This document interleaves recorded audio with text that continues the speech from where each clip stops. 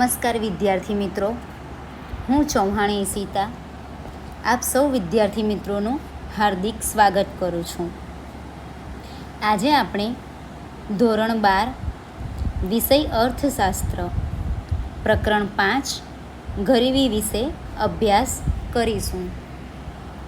તો ચાલો મિત્રો, ગરીબીને સમજવા માટે પ્રથમ આપણે તેની પ્રસ્તાવના જોઈશું.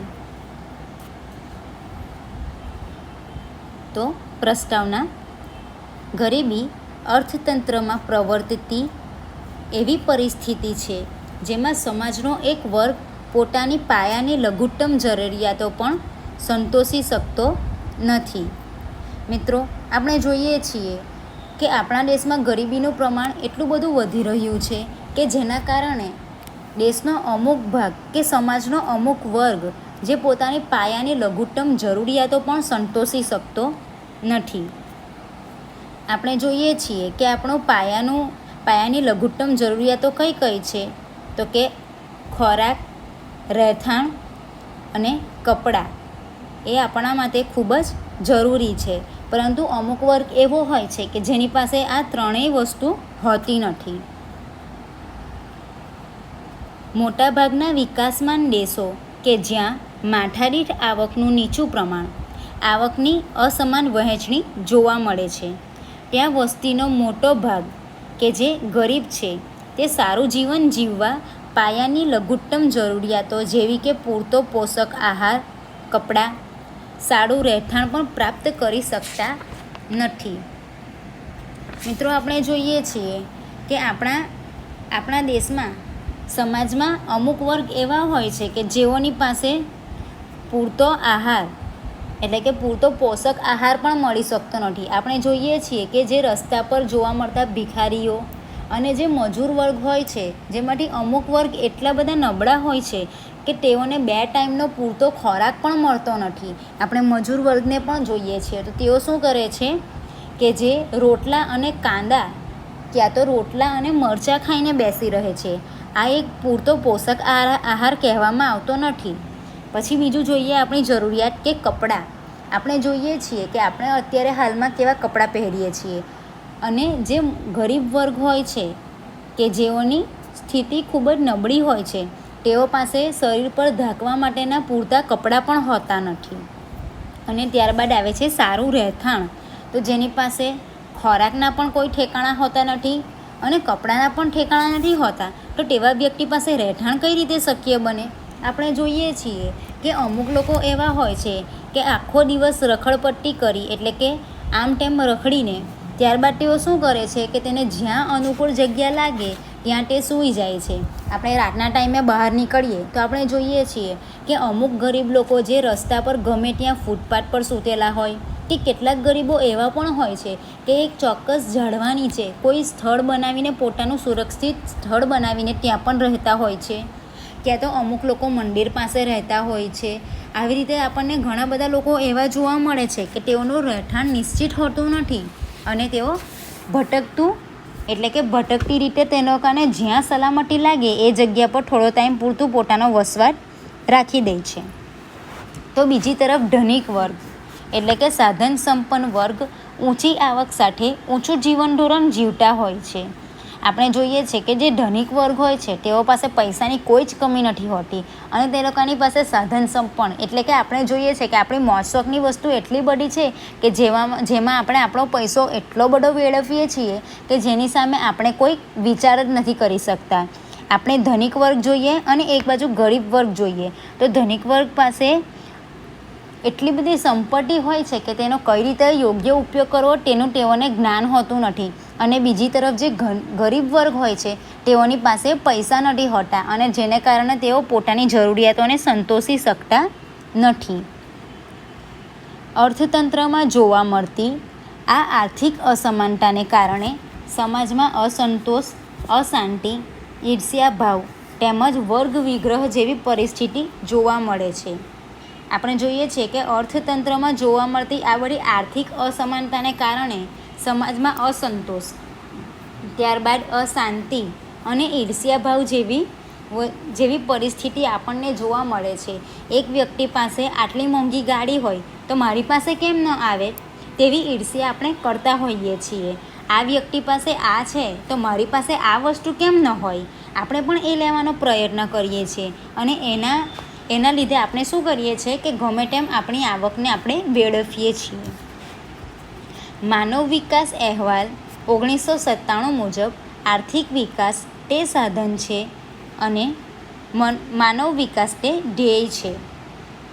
માનવ વિકાસના અહેવાલમાં 1997માં કહેવામાં આવ્યું છે કે આર્થિક વિકાસ શું છે, તે એક સાધન છે, જ્યારે માનવ વિકાસ છે તે ધ્યેય છે. એટલે કે આર્થિક વિકાસ થાય છે તો તેની સાથે શું થાય છે કે માનવનો પણ વિકાસ થાય છે. આથી આર્થિક વિકાસ સાથે ગરીબીમાં પણ ઝડપથી ઘટાડો થાય તે અપેક્ષિત છે. એટલે કે જેમ જેમ આપણો આર્થિક વિકાસ સારો થતો જાય છે તેમ તેમ શું થાય છે કે ગરીબીમાં પણ ઘટાડો થાય છે. એટલે કે જો આપણી પાસે પૈસા આવે તો આપણે શું કરશું, સારી સવલતો મેળવવાના પ્રયત્ન કરીશું. જ્યાં સુધી સમાજમાંથી આવકની અસમાનતા અને ગરીબીમાં ઘટાડો ન થાય ત્યાં સુધી આર્થિક વિકાસ સાચા અર્થમાં વિકાસ કહી શકાય નહીં. એટલે કે જ્યાં સુધી સમાજમાં આવકની અસમાનતા અને ગરીબીમાં ઘટાડો ન થાય અને આર્થિક રીતે તેઓને વિકાસ થાય તો જ સાચા અર્થમાં વિકાસ થયો છે એમ કહી શકાય છે. આ સંદર્ભમાં ભારતમાં આયોજનકાળ દરમિયાન ગરીબી નાબૂદીના ધ્યેયને આયોજનના એક મહત્ત્વના ધ્યેય તરીકે પણ સ્વીકાર્યું છે. ખાસ કરીને 5મી પંચવર્ષીય યોજના અને તે પછીની પંચવર્ષીય યોજનામાં ગરીબી નાબૂદી માટેની વ્યૂહરચના હેઠળ ખાસ કાર્યક્રમો અને યોજનાઓ શરૂ કરવામાં આવી છે, પરંતુ ગરીબીમાં લક્ષ્યાંક મુજબનો ઘટાડો કરી શક્યો નથી. મિત્રો, આપણે જોઈએ છીએ કે ગરીબીને દૂર કરવા માટે ઘણી બધી એવી યોજનાઓ બહાર પાડવામાં આવી છે કે જેના કારણે ગરીબી દૂર થાય અને જે ગરીબી રેખા નીચે જીવતા લોકો છે તે લોકોને પોતાની પાયાની જરૂરિયાતો સંતોષી શકે તે મુજબ તેઓને આર્થિક સહાય આપવામાં આવે છે, પરંતુ તેનો લક્ષ્યાંક મુજબ ઘટાડો શક્ય બન્યો નથી. હવે આપણે જોઈશું ગરીબીનો અર્થ. જ્યારે સમાજનો એક મોટો વર્ગ પાયાની લઘુત્તમ જરૂરિયાતો સંતોષી શકતો ન હોય તે પરિસ્થિતિને ગરીબી કહેવાય છે. મિત્રો, આપણે જોઈ ગયા એ મુજબ કે રોટી, કપડાં અને મકાન આ આપણી પાયાની જરૂરિયાત છે. તો જ્યારે કોઈ વર્ગ રોટી, કપડાં અને મકાન જે તેની પાયાની જરૂરિયાતો સંતોષી જ શકતો ન હોય, તેને આ જરૂરિયાતો મળતી જ ન હોય, તો આવી પરિસ્થિતિને આપણે શું કહીએ છીએ? ગરીબી. તો આપણે આ અર્થને સમજવા માટે એટલું યાદ રાખી શકીએ કે ગરીબી એટલે કે જે કોઈ વર્ગ તેની પાયાની લઘુત્તમ જરૂરિયાતો એટલે કે રોટી, કપડાં અને મકાન જો મળી શકતી ન હોય તો તેવી પરિસ્થિતિને ગરીબી કહેવાય છે. જો સમાજનો આ મોટો વર્ગ ન્યૂનતમ જીવન ધોરણથી પણ નીચું જીવન ધોરણ ધરાવતો હોય ત્યારે સમાજમાં વ્યાપક ગરીબી છે તેમ કહેવાય છે. એટલે કે સમાજમાં આ થોડે ઘણે અંશે ગરીબી હોય તો કોઈ વાંધો ન આવે, પરંતુ જો સમાજનો ઘણો મોટો વર્ગ આ જીવન ધોરણ પ્રમાણે નીચું જીવન ધોરણ જીવતો હોય, એટલે કે આ ગરીબી રેખામાં આવતો હોય કે જેમાં મોટા વર્ગ પાસે ખાવાનો ખોરાક, પીવા માટે પાણી ન હોય, પહેરવા માટે કપડાં ન હોય અને રહેવા માટેનું રહેઠાણ ન હોય, તો ત્યારે શું કહી શકીએ છીએ કે તે ગરીબ છે એમ કહેવાય છે. વિશ્વમાં મોટાભાગના દેશોમાં ગરીબીનું અર્થઘટન કરવાના પ્રયાસો થાય છે, પરંતુ ગરીબી એક સાપેક્ષ ખ્યાલ હોવાથી તેનો અર્થ સમય, સ્થળ અને સમાજ બદલાતો રહે છે. મિત્રો, આપણે જોઈએ છે કે આપણા વિશ્વમાં વસ્તીનું પ્રમાણ ખૂબ જ વધવા લાગ્યું છે, જેને કારણે ગરીબ અતિ ગરીબ બનતો જાય છે અને ધનિક અતિ ધનિક બનતો જાય છે, જેને કારણે દેશમાં ઘણા બધા ગરીબી માટેના અર્થઘટનો તારવવાના પ્રયાસો કરવામાં આવ્યા છે, જેમાં ગરીબીનો સાપેક્ષ ખ્યાલ એમ કહેવાય છે કે ગરીબી એ સ્થળ, સમય અને સમાજ બદલાતી રહે છે, તે ચોક્કસ જોવા મળતી નથી. ગરીબી માટેના મોટાભાગના અર્થઘટનોમાં સમાજના એક સરેરાશ જીવન સ્તરને ધ્યાનમાં લઈ સમાજમાં પ્રવર્તમાન અસમાનતાઓને દર્શાવવામાં આવે છે. તેથી વિકસિત અને વિકાસશીલ દેશોમાં ગરીબીને નક્કી કરતા ધોરણોમાં તફાવત જોવા મળે છે. એટલે કે વિકસિત દેશ અને વિકાસશીલ દેશોમાં ગરીબીનું ધોરણ નક્કી કરવા માટે ઘણા બધા તફાવતો જોવા મળે છે, જેના કારણે ગરીબીનું ધોરણ નક્કી થાય છે. આ સંદર્ભમાં ગરીબીના જુદા જુદા અર્થઘટનોને 2 વિભાગમાં વહેંચી શકાય છે. પહેલું છે ગરીબીનો પરંપરાગત અર્થ અને આવક ગરીબી, અને બીજું છે ગરીબીનો આધુનિક અર્થ અને બિન આવક ગરીબી. ગરીબીના આવક અભિગમ મુજબ જીવન જરૂરી ચીજવસ્તુઓ અને સેવાઓની ખરીદી માટે નક્કી કરવામાં આવેલ આવક કે ખર્ચની લઘુત્તમ સપાટી એટલે ગરીબી રેખા. શું કીધું છે મિત્રો અહીં કે ગરીબીના આવક અભિગમ મુજબ જીવન જરૂરિયાતની ચીજવસ્તુઓ, આપણને જે રોજબરોજની જોઈતી હોય અને જે જીવન ઉપયોગી હોય તેવી ચીજવસ્તુઓ અને સેવાઓ ખરીદવા માટે નક્કી કરવામાં આવેલ એક ચોક્કસ આવક કે ખર્ચની લઘુત્તમ સપાટી એટલે ગરીબી રેખા. ગરીબી રેખા દ્વારા નક્કી થયેલ આવક કે ખર્ચની લઘુત્તમ સપાટીથી ઓછી આવક ધરાવનાર કે ખર્ચ કરનાર વ્યક્તિ કે વર્ગ ગરીબ કહેવાય છે. એટલે કે ગરીબી રેખા દ્વારા જે નક્કી કરવામાં આવેલી આવક હોય કે ખર્ચ હોય છે તેની લઘુત્તમ સપાટીથી ઓછી આવક ધરાવનાર, એટલે કે જો આપણે 300 રૂપિયા આપણે આવક નક્કી કરીએ, પરંતુ અમુક વર્ગ એવો હોય છે કે રોજબરોજ માત્ર 50 રૂપિયા કે 100 રૂપિયા કમાતો હોય, તો શું હોય કે જે પોતાની જરૂરિયાતો સંતોષી શકતો નથી અને રોજબરોજના પોતાના ખર્ચા પણ કાઢી શકતો નથી, તો આવા વર્ગને શું કહેવાય છે? ગરીબ વર્ગ કહેવાય છે.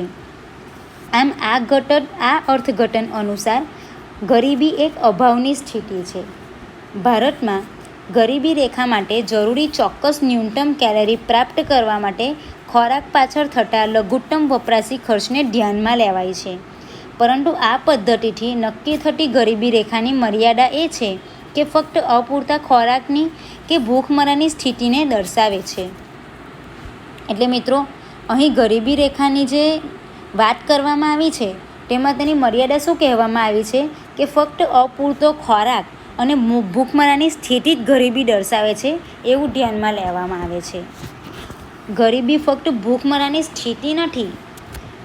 લઘુત્તમ સરેરાશ જીવન ધોરણના ખ્યાલમાં ખોરાક ઉપરાંત અન્ય બાબતો જેમ કે કપડાં, રહેઠાણ, શિક્ષણ, આરોગ્ય, સ્વચ્છતા, પીવાનું સ્વચ્છ પાણી વગેરે પાયાની સગવડોનો પણ સમાવેશ થાય છે. અને તેથી જ ગરીબીના આધુનિક અભિગમ તરીકે બિન આવક અભિગમનો ખ્યાલ પણ વધુ મહત્ત્વનો બન્યો છે. મિત્રો અહીં આપણે જોઈએ કે ગરીબીને ફક્ત ભૂખમરાની સ્થિતિ નથી કહેવામાં આવી, તેમાં શું કહેવામાં આવ્યું છે કે લઘુત્તમ સરેરાશ જીવન ધોરણના ખ્યાલમાં ખોરાક ઉપરાંત, એટલે કે માત્ર વ્યક્તિને ખોરાક જ મળી રહે એ જરૂરી નથી, પણ તેની સાથે વ્યક્તિ પાસે પૂરતા પ્રમાણમાં કપડાં હોવા જરૂરી છે. તેના અંગો ઢંકાઈ રહે એ મુજબના તેની પાસે પૂરતા વસ્ત્રો પણ હોવા જોઈએ. રહેઠાણ એટલે કે તેની પાસે એક સલામત સ્થળ, સલામત જગ્યા, તે માટેનું એક રહેઠાણ હોવું જોઈએ. શિક્ષણ આપણે જોઈએ છીએ કે ગરીબ વ્યક્તિ શિક્ષણ મેળવતો નથી, કારણ કે તેની પાસે પોતાના રોજબરોજના ખર્ચા કરવા કે તેની પાયાની જરૂરિયાતો સંતોષવા માટે તેના પાસે પૂરતા આવક હોતી નથી, તો તે શિક્ષણ પાછળનો ખર્ચ કેવી રીતે કરી શકશે? એટલે તેના માટે પણ શિક્ષણ પણ જરૂરી છે. આથી તેની પાસે યોગ્ય આવક જ નથી, તો પછી તે શિક્ષણ કેવી રીતે મેળવવાનો? ત્યારબાદ આવે છે આરોગ્ય. કોઈક પણ વ્યક્તિનું આરોગ્ય તંદુરસ્ત હોવું ખૂબ જ જરૂરી છે. જો તે વ્યક્તિ સ્વસ્થ ન હોય કે સ્વચ્છ ન હોય તો શું થાય છે કે વ્યક્તિ સતત ને સતત કોઈને કોઈ રોગથી પીડાતો રહે છે.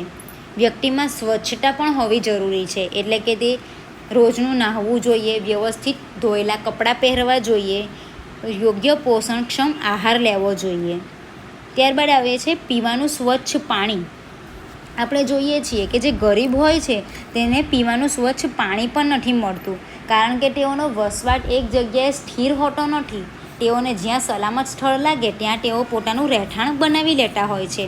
ત્યારબાદ તેની નજીકના સ્થળેથી જ્યાં તેને પાણી મળે છે, જેવા સ્વરૂપનું પાણી મળે છે તેવું તે પાણી પી લેતા હોય છે. આમ પાયાની સગવડોમાં આ બાબતો પણ જરૂરી હોય છે. જો આ બાબતો પણ ન મળે કે આ વસ્તુઓ પણ તેને ન મળે તો તેવા વ્યક્તિને આપણે ગરીબ કહી શકીએ છીએ.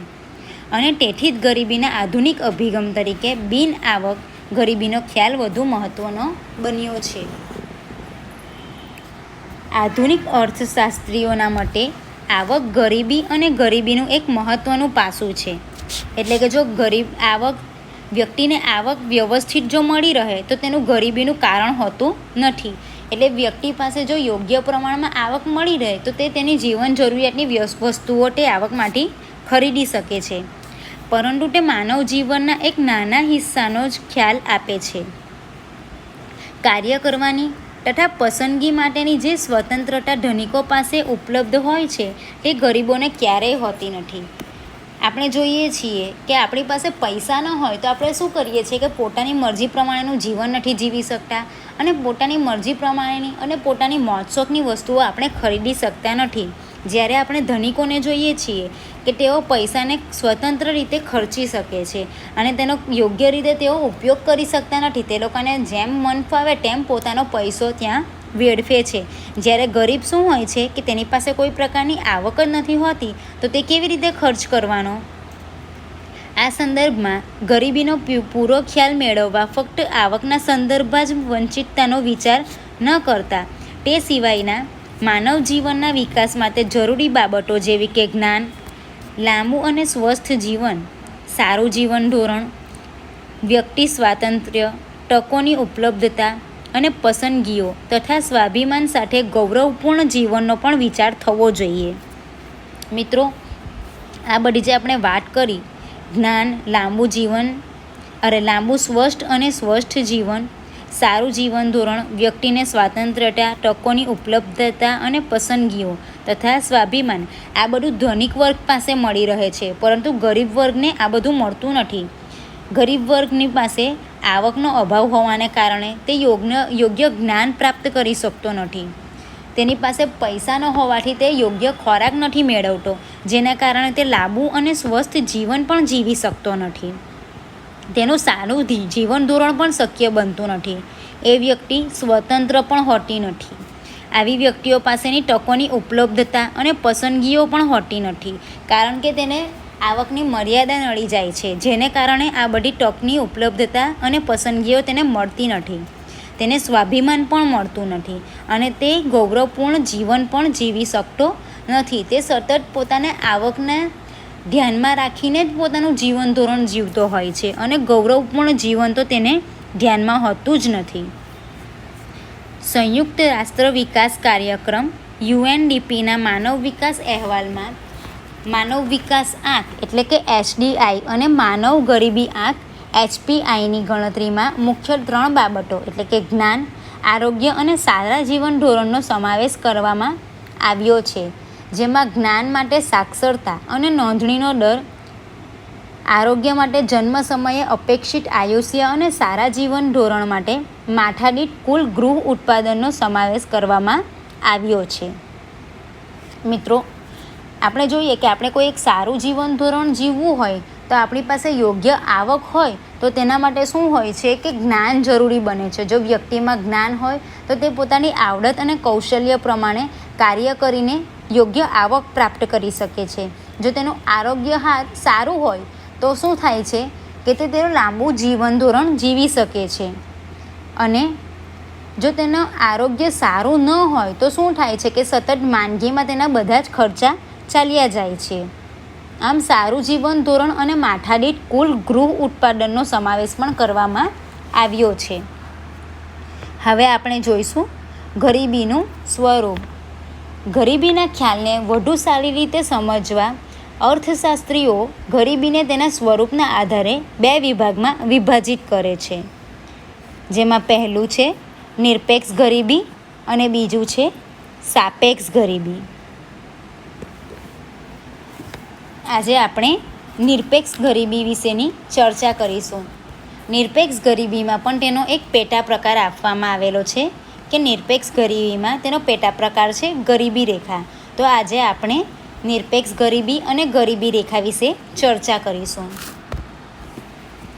નિરપેક્ષ ગરીબી જીવનની લઘુત્તમ જરૂરિયાતો સંતોષવા માટે જરૂરી ચીજવસ્તુઓ અને સેવાઓ ખરીદવા માટે નક્કી કરવામાં આવેલ આવક કે ખર્ચની લઘુત્તમ સપાટી એટલે ગરીબી રેખા. મિત્રો, અહીં એમ કહેવામાં આવે છે કે જીવનની લઘુત્તમ જરૂરિયાતો સંતોષવા માટે જરૂરી ચીજવસ્તુઓ અને સેવાઓ ખરીદવા માટે જે નક્કી કરવામાં આવેલી આવક છે કે ખર્ચ છે તેની લઘુત્તમ સપાટી એટલે કે ગરીબી રેખા. આ લીટીને તમે અંડરલાઇન કરી લેજો, તમને 1 માર્કમાં પ્રશ્ન પૂછાઈ શકશે. આ ગરીબી રેખાથી ઓછી આવક કે ખર્ચ ધરાવતો વર્ગ નિરપેક્ષ ગરીબ કહેવાય છે. એટલે કે ગરીબી રેખા માટે જે ચોક્કસ નક્કી કરેલી આવક કે ખર્ચ હોય છે તેનાથી પણ ઓછી આવક કોઈ પ્રાપ્ત કરે તો તેને શું કહેવાય છે? નિરપેક્ષ ગરીબ કહેવાય છે. એટલે કે આપણે મજૂર વર્ગ જોઈએ છીએ તો તેની આવક સ્થિર હોતી નથી. તેને જેમ કામ મળે છે તેમ તે કામ કરતો જાય છે અને તેમાંથી તેને જે આવક મળે છે તેની સામે તે પોતાના ખર્ચાઓ અને જીવન જરૂરિયાતની વસ્તુઓ ખરીદતો હોય છે. પરંતુ જો અમુક વર્ગ એવા હોય છે કે જે નક્કી કરેલી સપાટી પ્રમાણે તેના આવક અને ખર્ચ ખૂબ ઓછા હોય તો શું કહેવાય છે? આવી નિરપેક્ષ ગરીબી કહેવાય છે. નિરપેક્ષ ગરીબી સંપૂર્ણ ગરીબી તરીકે પણ ઓળખાય છે કે જેની પાસે ખાવા માટે પૂરતો ખોરાક નથી હોતો, તેની જીવન જરૂરિયાતની વસ્તુઓ લેવા માટે પૂરતા પૈસા નથી હોતા, પીવા માટેનું સ્વચ્છ પાણી નથી હોતું, રહેઠાણ માટેનું સ્થળ નક્કી નથી હોતું, તેઓ ભટકતું જીવન જીવતા હોય છે. આથી આપણે એમ કહી શકીએ કે નિરપેક્ષ ગરીબી એ સંપૂર્ણ ગરીબી તરીકે પણ ઓળખાય છે. નિરપેક્ષ ગરીબીના ખ્યાલથી અર્થતંત્રમાં ગરીબી રેખા હેઠળ જીવતા ચોક્કસ વર્ગને નક્કી કરી શકાય છે અને આ ખાસ ગરીબ વર્ગની ગરીબી ઘટાડવા લક્ષ્યાંક આધારિત ચોક્કસ નીતિઓ ઘડી શકાય છે. મિત્રો, નિરપેક્ષ ગરીબીના ખ્યાલથી અર્થતંત્રમાં ગરીબી હેઠળ ગરીબી રેખાની નીચે જીવતા ચોક્કસ વર્ગને નક્કી કરી શકાય છે. આપણે જોઈએ છીએ મિત્રો કે દર 10 વર્ષે જે વસ્તી ગણતરી થાય છે તો તેમાં આપણે જોઈએ છીએ કે કેટલા લોકો ગરીબી રેખાની નીચે જીવે છે, કેટલા લોકો પાસે કેટલી વસ્તુઓ ઉપલબ્ધ છે, તેઓની પાસે કઈ કઈ સુવિધાઓ મળી રહે છે. આ તમામ વસ્તુઓની ત્યાં ગણતરી કરવામાં આવે છે અને તેને આધારે આ કેટલા ટકા લોકો એટલે કે કેટલો ગરીબ વર્ગ છે કે જે ગરીબી રેખાની નીચે જીવન જીવે છે તો તે નક્કી થાય છે. શાના કારણે? કે આ જે આપણે વસ્તી ગણતરી કરીએ છીએ તેના આધારે કોની પાસે આ પાયાની જરૂરિયાતો ઉપલબ્ધ છે અને કોની પાસે નથી, એ દ્વારા આપણને ગરીબીનો સાચો ખ્યાલ મળી રહે છે. અને જેને કારણે ખાસ ગરીબ વર્ગની ગરીબી ઘટાડવા માટે એટલે કે જે ગરીબ હોય છે તેની ગરીબી ઘટાડવા માટે સરકાર શું પ્રયત્ન કરી શકશે અને તેઓને કઈ કઈ યોજનાનો લાભ આપવાથી આવા લોકોને યોગ્ય જ્ઞાન એટલે કે તેઓને શિક્ષણ આપી શકાય કે પછી તેઓનું આરોગ્ય સુધારવા માટે તેઓ માટે કઈ કઈ સવલતો બહાર પાડી શકાય અને તેનું જીવન ધોરણ સુધારવા માટે કયા યોગ્ય પગલાંઓ લેવાથી તેમાં સુધારો લાવી શકાય તે અંગેની ચોક્કસ નીતિઓ ઘડી શકાય છે. જેમાં આપણે પહેલું જોઈશું ગરીબી રેખા. ગરીબીના નિરપેક્ષ સ્તરનો અંદાજ મેળવવા અનાજ, દાળ, દૂધ, માખણ વગેરેનું લઘુત્તમ ભૌતિક પ્રમાણ કે જે જીવન નિર્વાહ માટે જરૂરી છે તે પ્રાપ્ત કરવા માટે લઘુત્તમ માથાદીઠ વપરાશી ખર્ચ ગરીબી રેખા છે. મિત્રો, અહીં આપણે જોઈએ છીએ કે ગરીબ વર્ગ જે હોય છે તેઓની પાસે પૂરતો ખોરાક પણ નથી મળતો. એટલે કે નિરપેક્ષ સ્તરનો જે અંદાજ મેળવવાનો હોય છે જેમાં તેઓને અનાજ, દાળ, દૂધ અને માખણ જેવી ભૌતિક પ્રમાણની જે સુવિધાઓ હોય છે તેઓને યોગ્ય રીતે પ્રાપ્ત થતી નથી. જેના કારણે શું હોય છે કે એ વ્યક્તિ બીમાર પડી જાય છે. યોગ્ય ખોરાક નથી મળતો એટલે તેના શરીરમાં સતત માંદગી અને બીમારી રહે છે. આમ જીવન નિર્વાહ માટે જરૂરી છે તે પ્રાપ્ત કરવા માટે લઘુત્તમ માથાદીઠ વપરાશી ખર્ચ એ ગરીબી રેખા છે. આ લઘુત્તમ માથાદીઠ વપરાશી ખર્ચ એટલે કે ગરીબી રેખા નક્કી કરવા માટે આયોજનની શરૂઆતમાં Indian council of medical research દ્વારા ગ્રામ્ય ક્ષેત્રો માટે વ્યક્તિ દીઠ દૈનિક 2400 કેલરી અને શહેરી ક્ષેત્રો માટે દૈનિક 2100 કેલરી નક્કી કરવામાં આવી હતી. આ પદ્ધતિનો આયોજન પંચ દ્વારા 1969માં મંજૂર કર્યો અને 1961 અને 1960-61ની કિંમતોને આધાર વર્ષ તરીકે લઈ માથાદીઠ માસિક 20 રૂપિયા નક્કી કરવામાં આવી. આપણે જોઈએ છીએ મિત્રો કે જે ગરીબ વર્ગ હોય કે જે ગરીબી રેખા નીચે જીવન જીવતું વર્ગ હોય તેઓની માથાદીઠ આવક ખૂબ જ નીચી હોય છે. એટલે આપણે જોઈએ છીએ કે કોઈ એક કુટુંબ હોય છે તો તેની પાસે તેની સાથે કોઈ એક જ કુટુંબના કોઈ એક સભ્ય જો કામ કરે અને તેની આવક પણ નીચી હોય અને તેની સાથે અન્ય સભ્યો જે રહેતા હોય જે 40-50 જે તેની પાસે જે કિંમત મળતી હોય 40-50 કે 100 રૂપિયા જેટલી તેની આવક હોય અને તેને તેના જ કુટુંબના 4 કે 5 સભ્યોનું ભરણ પોષણ કરવાનું હોય તો તે આટલા કિંમતમાં કરી શકતો નથી. આથી શું કરવામાં આવ્યું કે Indian council of medical research દ્વારા તેની માથાદીઠ માસિક 20 રૂપિયા કિંમત નક્કી કરવામાં આવી. દાંડેકર અને રથે આ કાર્ય પદ્ધતિ આધારે ગ્રામ્ય ક્ષેત્રો માટે 1960-61ની આધાર કિંમતે માથાદીઠ માસિક કિંમત 15 અને શહેરી ક્ષેત્રો માટે માથાદીઠ માસિક કિંમત 22.5 નક્કી કર્યું. મિત્રો આપણે જોઈએ છીએ કે ગ્રામ્ય વિસ્તારમાં એટલું બધું ખર્ચાળ જીવન હોતું નથી, પરંતુ શહેરી વિસ્તારમાં તો ખૂબ જ ખર્ચો થાય છે. તેથી અહીં માથાદીઠ માસિક આવકમાં ગ્રામ્ય વિસ્તારમાં તે 15 રૂપિયા અને શહેરી વિસ્તાર માટે 22 રૂપિયા નક્કી કર્યો.